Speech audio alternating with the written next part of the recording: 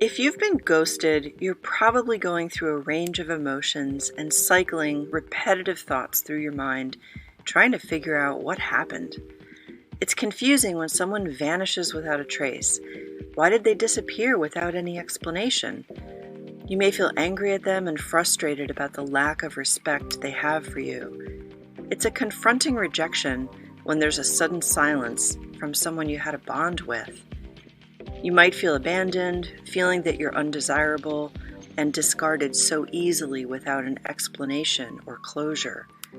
That can leave you with self-doubt, wondering if there's something wrong with you and that they could ghost you so easily. And that leads to feeling very insecure about forming new relationships because your self-confidence has plummeted. I felt so betrayed by my ex of 17 years. He'd had multiple affairs and was blame-shifting, telling me I had changed. I really expected more from him out of respect for all our years together. I had an overwhelming feeling of grief and had to mourn the loss of the life I knew it alone. The lack of communication and closure is anxiety-producing. You may spend hours ruminating, and ultimately we can isolate and withdraw from our other relationships for emotional self-protection. And we may just feel incredibly embarrassed and don't want to talk about it at all. Hi, I'm Patty Blue Hayes, author, coach, and your guide to blossoming beyond heartbreak and cultivating hope as you sow the seeds of healing. Getting ghosted sucks. It can happen in short and even long-term relationships. Of course, each person's motivations for that behavior is complex, but let's talk about some psychological factors that may have contributed to why they chose to ghost you. I think one of the main contributors is an overall lack of communication skills. People generally find it hard to have difficult conversations, and they may have chosen ghosting you as an easier alternative to sharing their thoughts and reasons for ending the relationship. Ghosting can be a way for someone to avoid their feelings of guilt and not take any accountability. In the case of a cheating partner, it's easier for them to cut off contact abruptly and believe they can escape responsibility for the emotional impact on you. Some people have a fear of conflict and confrontation. They may find direct communication very uncomfortable or even anxiety-producing. Ghosting is a way for them to avoid your emotional reactions, any potential arguments, drawn-out disagreements, and criticisms. In some cases, the person who ghosted you may have had deeply rooted insecurities of their own and dealt with an all-consuming fear of rejection, so they decide to distance themselves before you may reject them. Sometimes people will ghost you because they're ambivalent about the relationship, or maybe they have a fear of intimacy and commitment. So instead of addressing their feelings or communicating them, they choose to disappear. And let's face it, in this age of our smartphones and so much of our communication being done through texting, some people may see ghosting or a text message breakup as a socially acceptable way to end the relationship.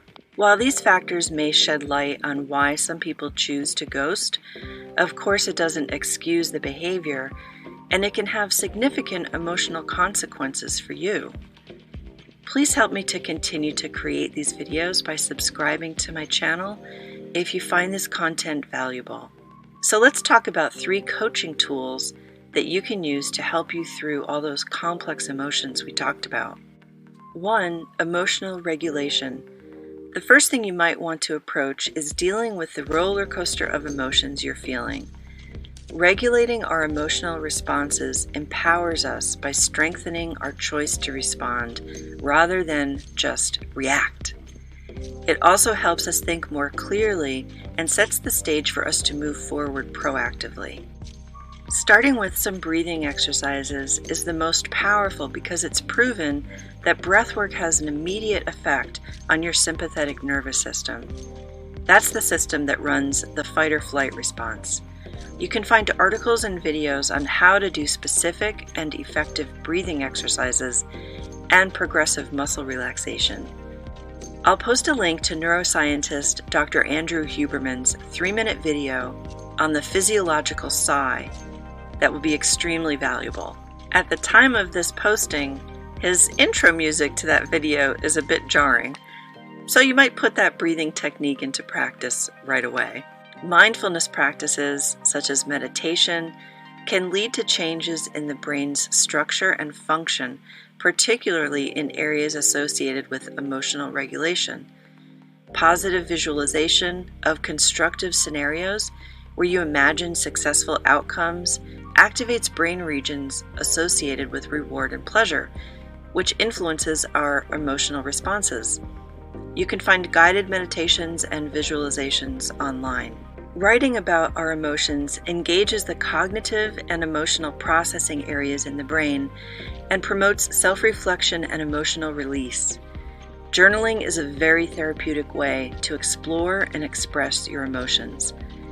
My book, Wine, Sex, and Suicide: My Near-Death Divorce, is a published journal when I went through the dark night of the soul. It was not only cathartic for me, but has also helped people not feel so alone. We can also use methods like reframing in order to promote an adaptive and growth mindset. And of course, physical activity releases those good endorphins. Even a slow walk outside can have tremendous benefits. We also need positive and supportive social connections, which release the hormone oxytocin, which can be a bit diminished when we've been cut off from a relationship. And there are new studies that show our health is impacted more than we thought by the quality and quantity of sleep we get. And for emotional resilience, good sleep is vital. 2. Self-reflection and personal empowerment. Exploring questions can be a very helpful tool for us to use when we're trying to unravel the ghosting scenario. You might ask, what were your expectations in the relationship? Is there a part of you that ignored the facts or red flags? If so, explore the thoughts and feelings behind being attached to the fantasy of making this person more important than they deserved to be. What can you learn from this situation? How can you empower yourself in the future to not have this experience again? How have you gotten through disappointments in the past? And can you use some of those strategies now? And if you're taking it personally, watch my video on how not to do that. 3. Goal setting and future planning. Setting some short and long-term goals that align with your personal growth and well-being is very empowering and gives us a sense of purpose as we work toward those goals. They don't have to be huge goals, but the act of making them and working toward them gives us a feeling of accomplishment and progress. Working with a coach can provide support, accountability, insight, a path to self-awareness, and strategies for moving forward. The goal is for you to learn from the experience, develop your resilience, and deepen your wisdom. Please contact me if you'd like to explore the possibility of working with me. Remember, you're on a journey of healing and transformation. The seed does not become a blossom overnight.